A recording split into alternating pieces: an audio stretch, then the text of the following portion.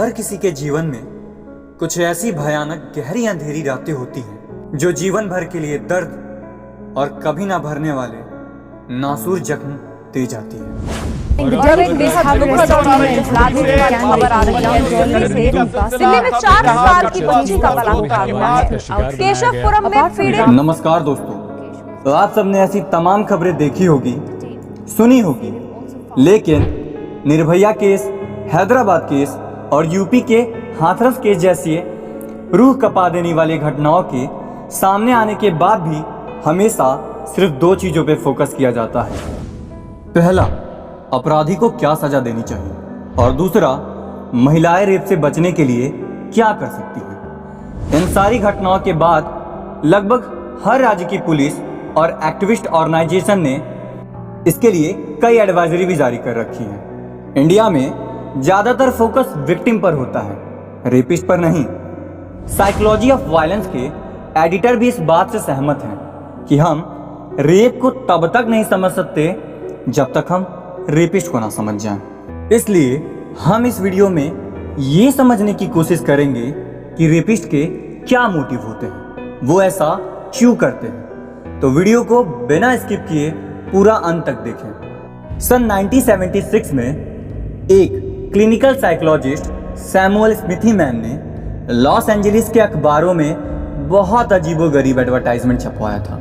वो अपने रिसर्च के लिए रेपिस्ट को ढूंढ रहे थे और इस एडवर्टाइजमेंट के बाद वो इस आस में अपने फ़ोन की घंटी बजने का इंतज़ार कर रहे थे, लेकिन वो खुद श्योर नहीं थे कि उनको कोई कॉल करेगा भी या नहीं।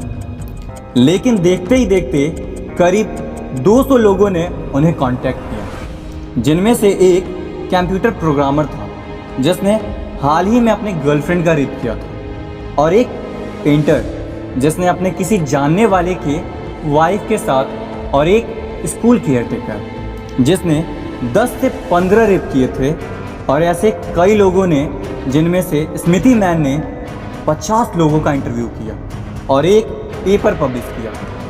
ऐसे इंटरव्यू के जरिए उनको जो फाइंडिंग्स मिली वो बहुत ज़्यादा अलग नहीं थी मधुमिता पांडे से, जिन्होंने मार्च 2013 में तिहाड़ जेल के 100 अपराध सिद्ध बलात्कारियों का इंटरव्यू किया। मधुमिता पांडे और सैमुअल स्मिथीमैन के साथ साथ तारा कौशल की किताब वाई मैन रेप बहुत असाधारण खोज है हमें यह समझाने के लिए एक रेपिस्ट कैसे सोचता है। रेपिस्ट या मॉन्स्टर। मधुमिता पांडे और स्मिथीमैन की रिसर्च में एक बात बहुत कॉमन थी। हर भयानक रेप के बाद मीडिया या हम बोलते हैं कि वो राक्षस थे, दरिंदे थे, जानवर थे, क्योंकि कोई इंसान तो ऐसा काम कर ही नहीं सकता। ऐसा काम तो केवल एक जानवर ही कर सकता है। लेकिन कई रिसर्चर्स कहते हैं कि जब उन्होंने रेपिस्ट से बात करी तो वो बिल्कुल आम इंसानों की तरह ही व्यवहार कर रहे थे। रिसर्च में ये भी कहा कि वो एकदम से शॉक हो गए ये जानकर कि कई कन्विक्टेड रेपिस्ट उनसे बड़े नॉर्मल तरीके से बात कर रहे थे। मधुमिता मैम ने अपनी रिपोर्ट में कहा कि बातचीत के दौरान उनको कई रेपिस्ट पे दया आने लगी। वो एक पल के लिए खुद भूल गई कि उन्होंने क्या किया है।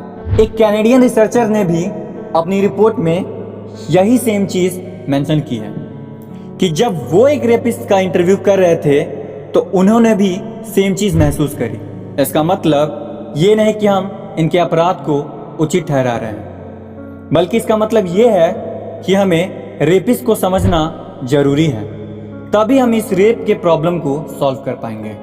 सब दिमाग का खुराफात है।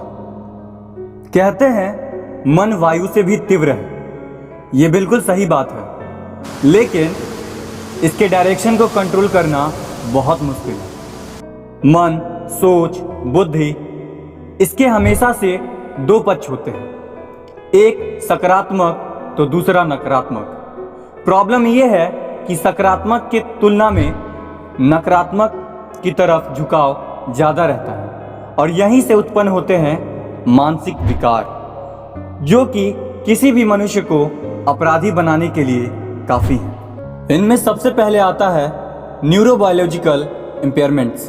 हिंसा और यौन आवेग एक ही मस्तिष्क संरचनाओं से उत्पन्न होते हैं। मस्तिष्क विकास के क्रम में क्षति या फिर सही से ब्रेन डेवलपमेंट ना होने की वजह से वो इन दोनों में अंतर ही नहीं करता। ईंट मारा तो वो तो वहीं पड़ा, छोड़ वही बेहोश हो गया। 2 बार मार दिया। औरत भी जानने की ये आवाज कहाँ से है, उसको भी 2 बार मार दिया मैंने। ठीक है। हाँ। जिसके वजह से भी ऐसा हो जाता है। स्वीडन में एक बड़े नमूने में 3.9% बलात्कारियों के सिर पे चोट पाया गया था। Psychiatric disorders. अधिकांश रेपिस्ट मानसिक रूप से विक्षिप्त नहीं होते, लेकिन सिजोफ्रेनिया, हाइपोमेनिया या उन्माद और इससे संबंधित मनोविकृति वाले लोग अक्सर रेप कर सकते हैं या असामान्य यौन व्यवहार दिखा सकते हैं, और इनके द्वारा ऐसा करने की आम इंसान से 4 गुना ज़्यादा संभावना है। इसमें मनोभ्रंश, सिर में चोट, मादक पदार्थों का सेवन, शराब व नशीली दवाइयों का दुरुपयोग, व्यक्तित्व विकार सम्मिलित है। पैराफिलिया। इसमें किसी महिला को देखने के बाद अपनी कल्पनाओं में उसके साथ यौन व्यवहार और फिर उसे वास्तविकता में महसूस करने की कामना सम्मिलित है। अगर कम से कम 6 महीने तक लगातार ऐसी तीव्र यौन उत्तेजनापूर्ण कल्पनाएं आने लगे तो ये संकट या हानि का कारण बन सकता है। Intimacy attachment problems. कई अध्ययनों से पता चलता है कि रेपिस्ट के प्रीवियस लाइफ एक्सपीरियंस बहुत अच्छे नहीं होते। वो अपने प्रारंभिक जीवन में यौन शोषण, शारीरिक शोषण और बेकार friends and family relations face कर चुके होते हैं, और ये अनुभव उन्हें असंवेदनशील और कठोर बना देते हैं और इनमें फीलिंग्स नहीं रह जाता है। Cognitive destruction. इसमें कई रिसर्चर्स कहते हैं कि ज़्यादातर रेपिस्ट कुछ पछतावा नहीं करते, बल्कि वो ये भी नहीं मानते कि उन्होंने कोई रेप किया है। मधुमिता पांडे कहती हैं कि रेपिस्ट रियलाइज ही नहीं करते कि जो उन्होंने किया वो रेप है। उनकी रेप या कंसेंट की कोई अंडरस्टैंडिंग ही नहीं है, और इस बात को नकारने के अलावा कई बार इसका दोष विक्टिम पर डालते हैं। कॉग्निटिव डिसऑर्डर में अपराधी अपने गलत व्यवहार को सही ठहराने के लिए बेसलेस रीजन देके तर्क संगत बनाते हैं, और इसे हमने BBC की डॉक्यूमेंट्री इंडियाज डॉटर में भी देखा था। ताली कभी एक हाथ से नहीं बजती, दोनों हाथों से बजती है। अगर कोई शरीफ लड़की होती है रात को 9 बजे मतलब नहीं बोलती। इसके अंतर्गत जो सिद्धांत या धारणाएं हैं वो कुछ इस प्रकार होती हैं। Womens are unknowable. उनका मानना है कि महिलाएं हमसे अलग हैं, उन्हें कोई नहीं समझ सकता। वो क्या चाहती हैं कभी कभी वो खुद भी नहीं समझ पाती, और उनके नाम में भी हाँ होता है, लेकिन समझने की जरूरत है कि नो मीन्स नो होता है। Womens are sex objects. उनका कहना है कि महिलाएं बनी ही इसी के लिए हैं और इनसे उनको कोई प्रॉब्लम थोड़ी हो सकती है। ये जरूरी नहीं कि वो कहे या पहल करे।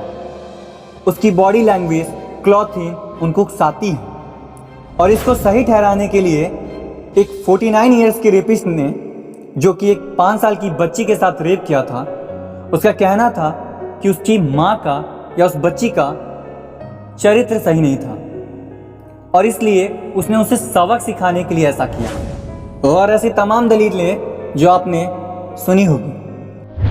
Theories of rape. वैसे तो मेनली 3 टाइप्स की होती हैं, single factor, multi factor and micro, लेकिन मैंने इसे समझाने के लिए 2 पार्ट में रखा है। पहला बायोलॉजिकली और इवोल्यूशनरी थ्योरी। इसमें वो लोग आते हैं जो मानते हैं कि पुरुष और स्त्री बने ही हैं इसी के लिए, और पुरुष चाहता है कि उसका वंशानुक्रम बढ़े।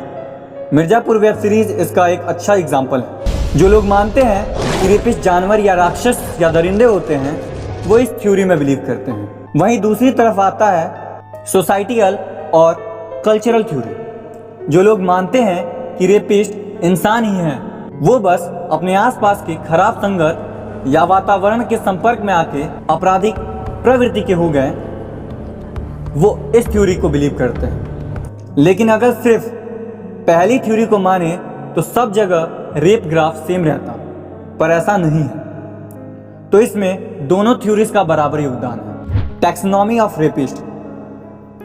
रेपिस्ट को 6 अलग अलग प्रकारों में बांटा गया है। आइए इन पे भी चर्चा करते हैं। मैं भी रिसर्च के दौरान ये जान के शौक हुआ कि रेपिस्ट के भी प्रकार होते हैं, पर यार यह सच में होते हैं। उनमें सबसे पहले आता है अपॉर्चुनिटिस्ट रेपिस्ट। नाम से ही पता लग रहा होगा, ये ऐसा रेपिस्ट होते हैं जो मौके की तलाश में रहते हैं, जैसे देर रात अकेली महिला या आसपास कोई गवाह ना हो, उसे अपना शिकार बनाते हैं। वहीं दूसरे नंबर पे आता है ऐसे रेपिस्ट जो अपने प्रीवियस लाइफ के बैड एक्सपीरियंस का गुस्सा, अपने नाकामी का गुस्सा अपने विक्टिम पे निकालते हैं। ये अपने विक्टिम को अपनी हिंसा से गंभीर रूप से घायल कर देते हैं। वहीं थर्ड नंबर पे आता है सेक्सुअल रेपिस्ट। इसके अंतर्गत पैराफिलिया के रोगी आते हैं। वहीं चौथे नंबर पे आता है सेक्सुअली सैडिस्टिक रेपिस्ट। ये ऐसे रेपिस्ट होते हैं जिनकी प्रेरणा यौन नहीं बल्कि विक्टिम को पीड़ा देना और अपमान करना होता है। इन्हें दूसरों को पीड़ित करके मजा आता है।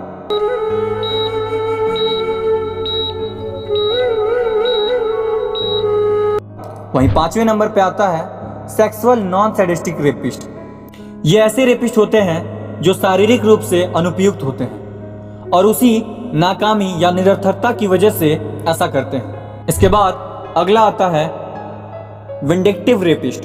ऐसे रेपिस्ट को महिलाओं से ही प्रॉब्लम होती है, मतलब एक प्रकार का चिढ़, जिसकी वजह से वे उन्हें अपमानित करने के लिए ऐसा करते हैं। उम्मीद करता हूं कि आपको इस वीडियो की जानकारियों से रेपिस्ट की घटिया मानसिकता और व्यवहारों को समझने में मदद मिली होगी। मैं इसमें नहीं बोलूंगा कि आप चैनल को सब्सक्राइब करो, वीडियो को लाइक करो या शेयर करो।